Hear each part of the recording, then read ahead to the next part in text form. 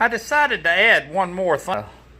I didn't like that big arm sticking out here, and I may not like this little wheel I made.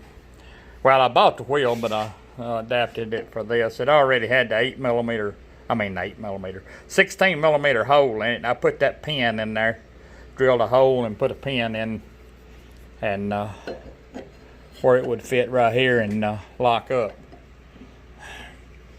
And I had this block in my box, and at one time it was a set of blocks that I used for setting the clearance on a certain die section at work. I had 4 of them, and they were ground to 730. I cut this down where it fit on here, and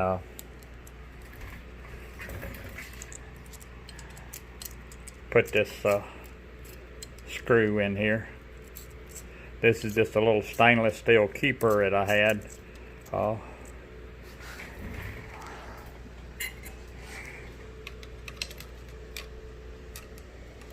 ain't too good at holding this camera and doing stuff, so y'all have to forgive me about the camera work on this. But I'm gonna just snug that up. And now this works for if I need to come up 1/1000th or 2. But if I don't, if I need to go up more, then I got my power feed here. And this is out of the way. It don't hit my leg if it gets caught up in the power feed. It's got a place here where you can drill and tap and put a handle. This guy on eBay had these for sale for $6.95 shipped. The 6-inch. I bought 2. This was the last one he had, this style, and he gave me the others for $6. Since he didn't have more of this style. They've got a handle with them there, and they were cheaper than this one, but they're not as heavy duty and made like this one. That's them hanging right up there. They're only about 5 3/4 in diameter, and they weigh about 2/3 of what this one weighs. Not as good a casting as that one either. Got that one, and there's another one hanging right over there. But I had a plan for them, and I changed my mind about it. And, but I think that'll work out just fine. Now I'm waiting on the tracks to get here, the T-tracks, to see what I'm going to have to make to get them to work. Just thought I'd show y'all that. So we'll wait on the T-tracks to get here now. Okay, I decided to go ahead and shim them out a little bit. This one right here, when I tightened it up, I noticed that it was right up against the unit, the mill too, and this one is too. So what I done, I had this thin piece of stainless, and I drilled a hole 3/8 and used a hanger nut and bolted this up on the on the jaws of the chuck. Fastened that hanger nut, put it in the chuck, and tightened it up, then bolted this up and turned outside after I punched that hole. And then after I got all that done and cleaned up and deburred in the right size, I went over and to the hydraulic press and located this hole with a locator I got built for my shim set, and then punched it out to 1 inch. This bushing here on here is 950, so it'll go over that bushing. And then we took our spacer off, and we took some threaded transfer screws and put in here and transferred these holes. You just screw them in and leave them up. It's got, I don't know if you can see that or not, but it's got a little tit up here, and this end's a wrench that tightens them up. I got a set of metric and a set of SAE. Now all you want to do is leave this. It's got a flat surface and it's got this point. You want to leave this flat surface down below your part height, and just barely stick that point up. You can lay a straight edge or something behind it and just barely keep that point up. And well, we done that. We got a big V block, and we put these in there, and then we put we located this on top of it, and then I put another piece on top of this, hit it, and you can see the transfer marks of those screws. I'm hoping it done good enough to locate that before we can get this shim in there. I believe it did.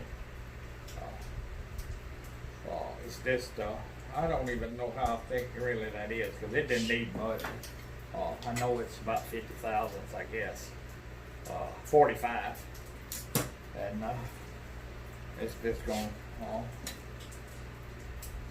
shim mine out. So we got to drill these holes. We ain't going to film drilling them holes. So we're going to go over here and drill them holes. Then we'll come back and mount it and see how it does. So after we get that done, we'll be back. Okay. We got them drilled. I don't know if you can see that or not, but that one seems to line up pretty good. We gotta take this back off, and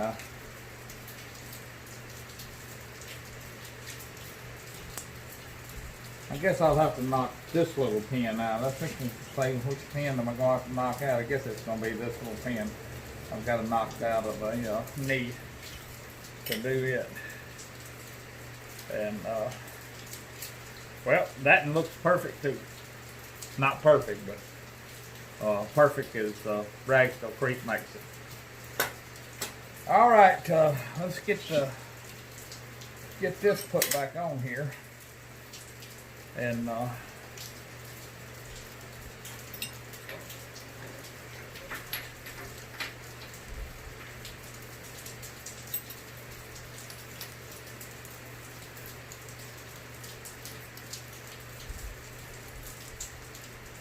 this little spacer's just got 3 bolts that hold it. Y'all already seen the video.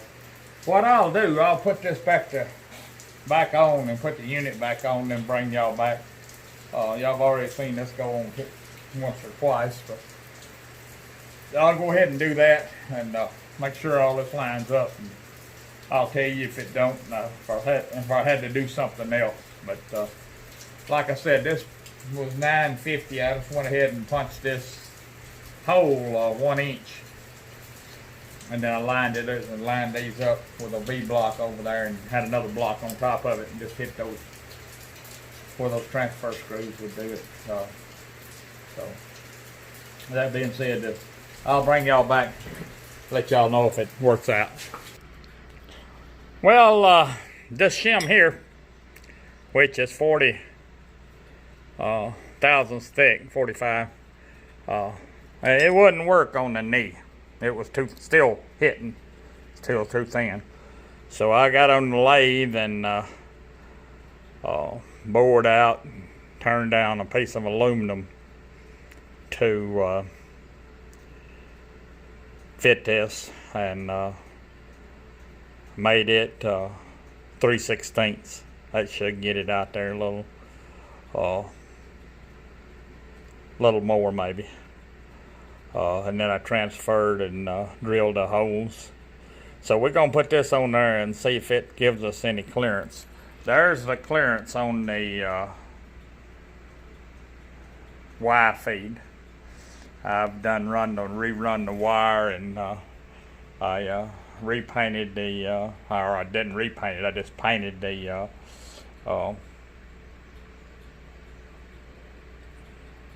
T-track that I installed. We're gonna put this back together, and I may shim the.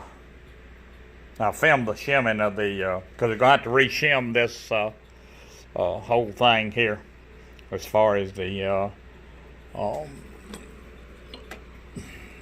gear clearance. Because when we put this 3/16 out in here, it's gonna move its gear. The motor, the gear that matches up with this, it's gonna move it out 3/16. So this gear, we'll have to have at least 3/16 to shim, because we already had it shimmed out. So I figure we're gonna have to have at least 3/16 to shim.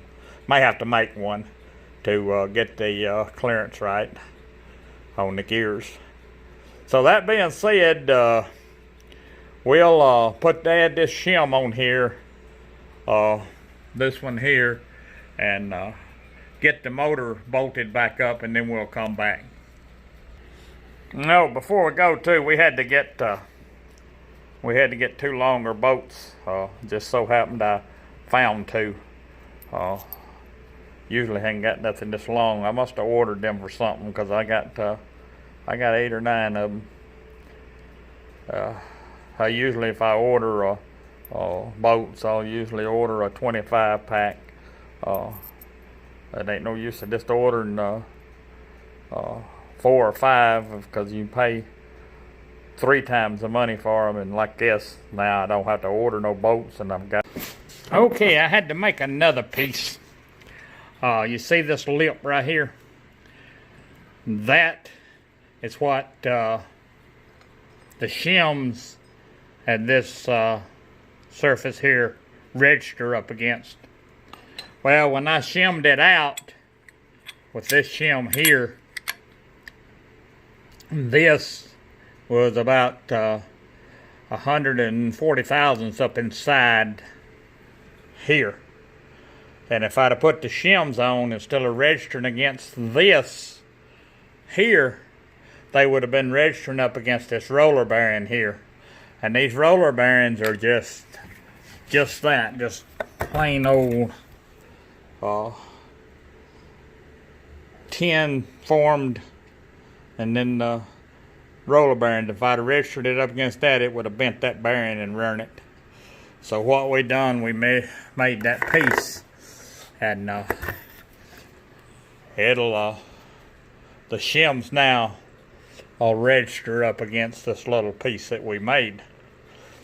It's the same size as this here, and the idea is a couple of tenths under this shaft, over this shaft size where it'll slip on. So we're gonna put that back on. Okay, I got this unit tightened back up, and that piece is sticking out about 30 or 40 thousandths in there now. So we're gonna put this on here and get us on the measurement. This is my depth gauge here. We're checking about 38. You'll get 4 or 5 thousandths variation because of the way it's sitting on that gear.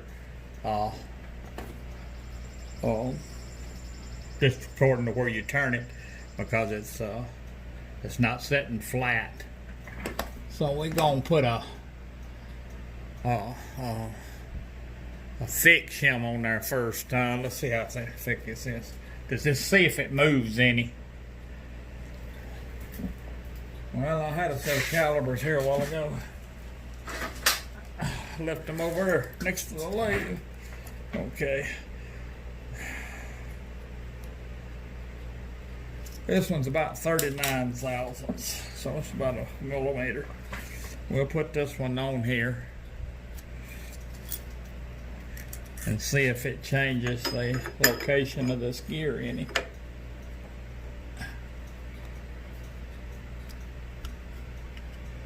And it did not. So we'll keep adding shims until it changes the location of that gear. And then we'll go back and That's another thick shim. Still didn't move it. Okay, this is, I'm gonna put all the original shims back on it. This is all the rest of the original shims. May have to take them.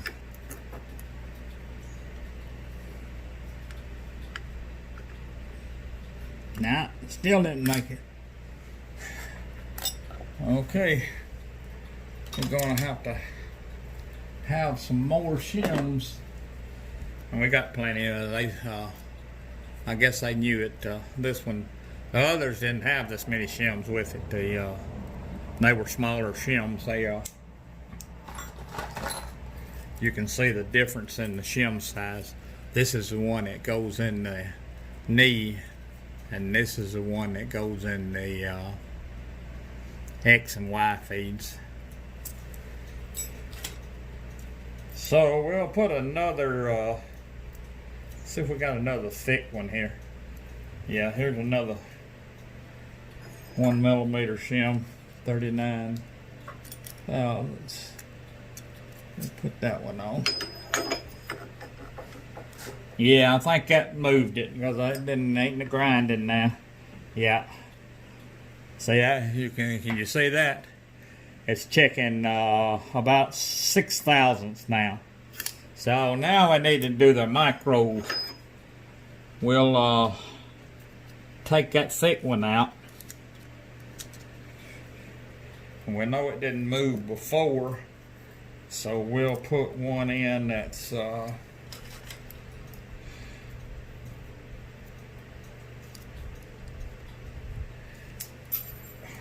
I dropped that one. I don't know where it went.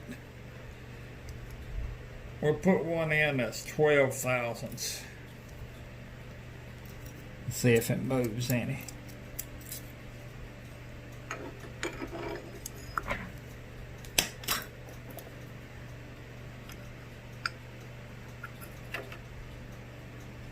And that did. It moved about 8 thousandths. So we'll find another 12.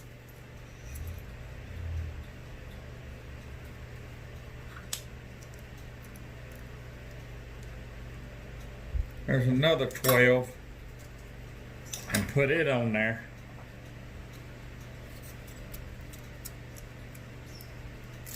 Well, I better take the gear off first, hadn't I? Put this 12 on there. Check it again. Okay, that's giving us about 18 thousandths. That'll close up when we tighten this up. So we're going to tighten this up now.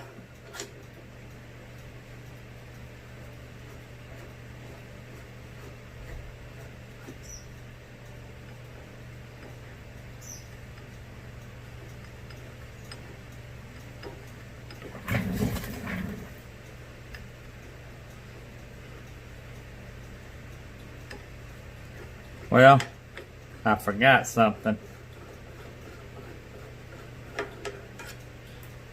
I forgot the shim I had to make the first time around. And this is going to throw my daggum pin hole where I pinned this together off, so I'll have to pin it again.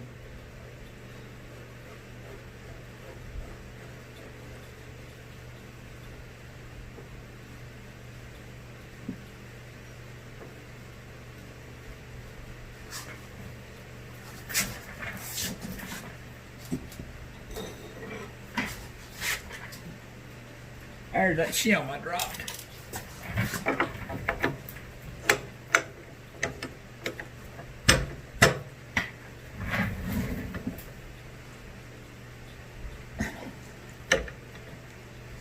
Alright, let's do a check now and see what we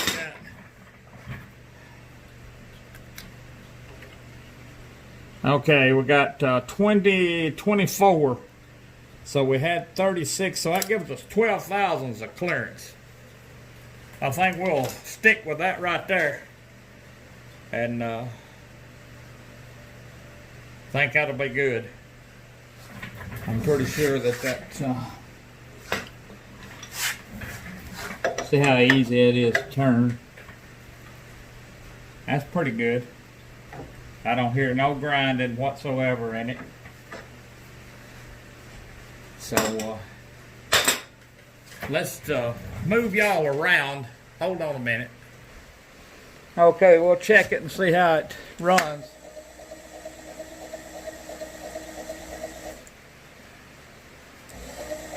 Switch works.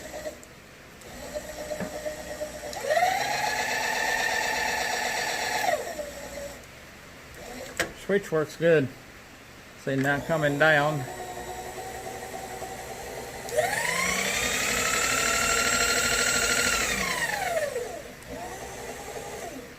Switch works good on that side too, so I think that's good.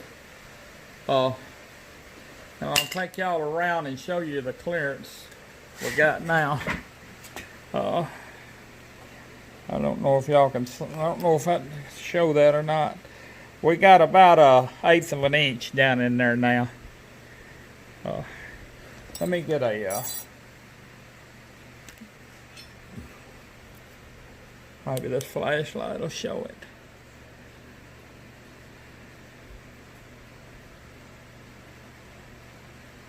We got about 1/8 of an inch down in there now. So I think that'll do just fine. I'm gonna put her back together and pin her and call her done. Like I said, we got our T-track in.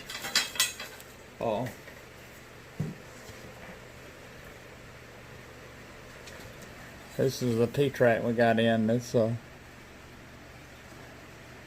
that's what we're going to use to mount our stops with. It's you can see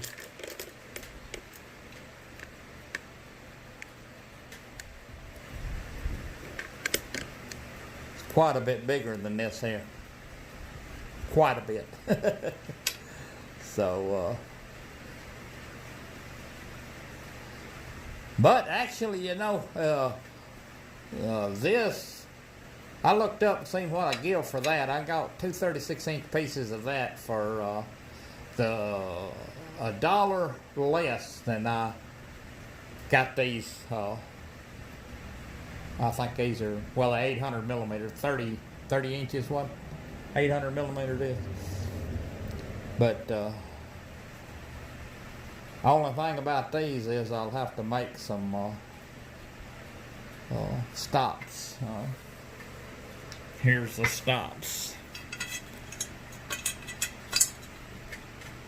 that goes on these, and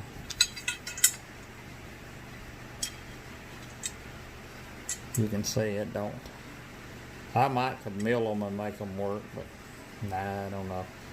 I'd just rather make some out of aluminum, I think. But let me see if I can get this up here.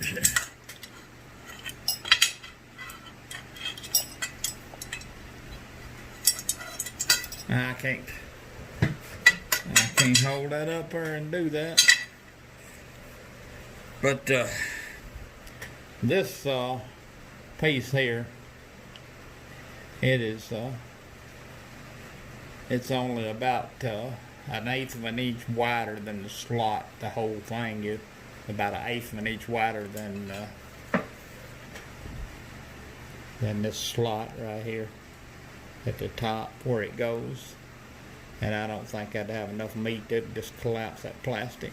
So we're gonna make some out of aluminum. Aluminum. And while I'm making, I'm gonna make another set. I'm gonna make 2 sets. I'm gonna make one for the grinder because that's what the other piece of aluminum is going to be for the grinder.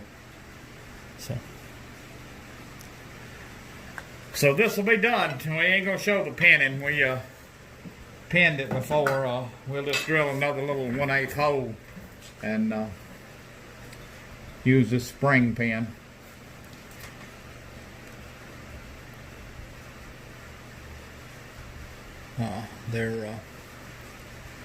We always called them roll pins. Some people call them spring pins. But anyway, whatever you want to call it, that's what we're going to use. I hate that I got to drill another hole in that shaft, but it shouldn't really hurt it. So we'll bring y'all back when we get the started on the switch, mounting the cutoff switch and the T-track.